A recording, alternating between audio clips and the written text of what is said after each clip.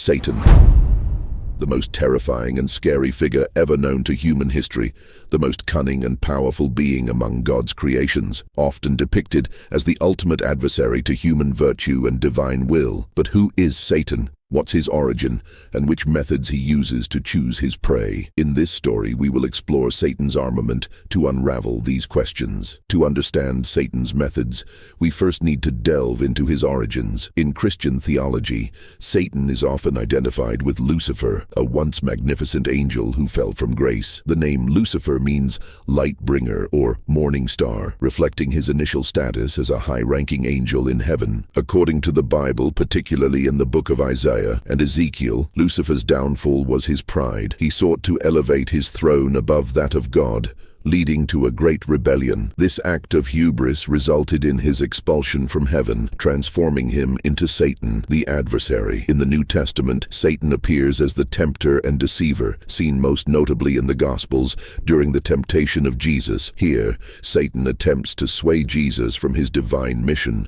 offering worldly power and glory in exchange for worship. This episode highlights Satan's cunning and persistence, traits that define his approach to choosing his prey. Satan's methods are not random. He selects people based on specific criteria, exploiting human weaknesses and circumstances to further his ends. Satan, or Lucifer, has a variety of methods at his command. When it comes to choosing prey, his first preference is people with vulnerabilities. Satan preys on individuals during their moments of weakness. This could be due to emotional distress, physical suffering, or spiritual doubt. In the Bible, Job is a prime example. Despite his righteousness, Satan targets Job during a period of great personal loss and suffering, hoping to break his faith. Second in his armament come people with pride and ambition. Just as his own fall was due to pride, Satan often targets those whose ambition and arrogance make them susceptible to temptation. Historical and literary figures like King Saul and Macbeth exemplify how unchecked ambition can lead to moral decay, influenced by the whispers of the adversary. Satan also seeks targets based on their ignorance and naivety. Those who lack knowledge or understanding of good and evil are prime targets. In the Garden of Eden, Satan, in the form of a serpent, deceives Eve by exploiting her lack of experience and understanding of God's command. This story underscores how ignorance can be a gateway to falling prey to temptation. Next, who fall prey to Satan are people with desire for power and material gain. Satan offers worldly power and riches to lure individuals away from their moral compass. In the temptation of Christ, Satan promises all the kingdoms of the world in exchange for worship. This tactic appeals to those whose desires for material gain and power outweigh their spiritual values. Satan also chooses people in isolation. Individuals who are isolated, either physically or emotionally, are more vulnerable to Satan's influence. Isolation can lead to despair, making it easier for Satan to instill harmful thoughts and behaviors. The story of Judas Iscariot, who betrayed Jesus, reflects this. Judas's isolation from the other disciples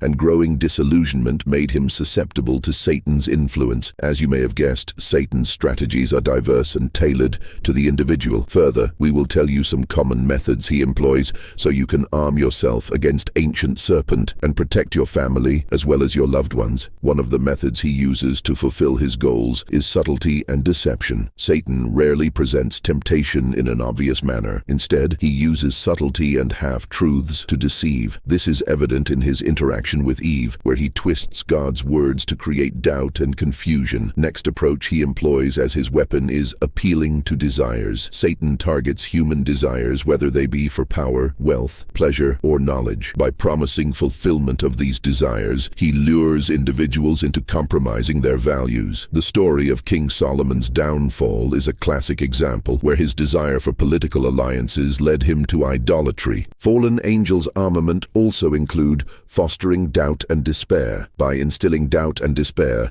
Satan can weaken a person's faith and resolve. Job's story demonstrates this, as Satan uses Job's suffering to try to make him curse God. Despite this, Job's faith remains strong, showing the power of resilience. Furthermore, Lucifer also loves manipulating relationships. Satan often uses close relationships to influence individuals. This can be seen in the story of Samson and Delilah, where Delilah's manipulation leads to Samson's downfall. Satan exploited the trust and affection Samson had for Delilah to achieve his ends. But most of them all, Satan loves creating illusions of good. One of the most insidious methods is presenting evil as good. By cloaking harmful actions in a veneer of righteousness or necessity, Satan can lead individuals astray without them realizing it. This is seen in the Pharisees, who believed they were upholding God's law, but were actually acting contrary to God's will. Understanding Satan's methods and criteria is crucial for spotting his disguised traps when he presents himself in your life. If you want to protect yourself and your loved ones, you can employ several methods about which I will tell you now, but you must know that these methods work best when they are applied together. One of the ways you can use to shield yourself from Satan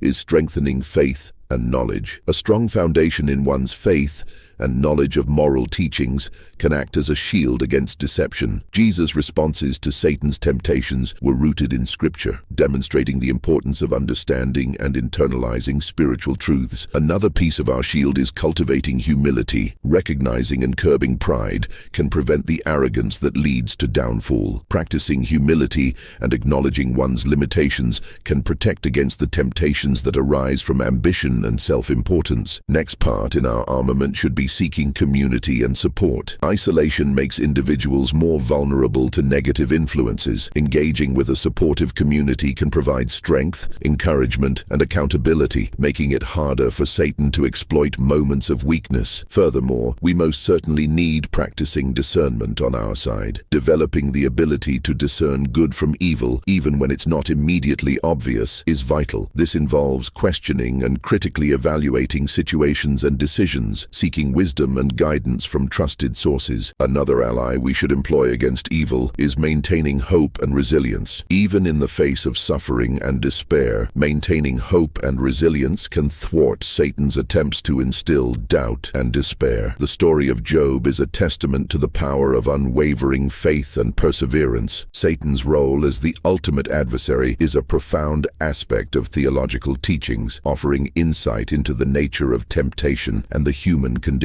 By understanding his origins, criteria for choosing prey, and methods of deception, individuals can better prepare themselves to resist his influence. Through faith, humility, community, discernment, and resilience, one can navigate the challenges posed by Satan and remain steadfast on the path of righteousness. This exploration of Satan's methods serves as both a cautionary tale and a guide, helping individuals recognize and combat the adversary's influence in their own lives. By staying vigilant and grounded in moral and spiritual principles, one can successfully resist the temptations and deceptions that Satan employs. Now, I encourage you to share your thoughts below in comment section about what methods Satan uses, which we may overlooked and are not covered in this video. If this video blessed you in any way, please like this video, subscribe to the channel. God bless you, and until next episode.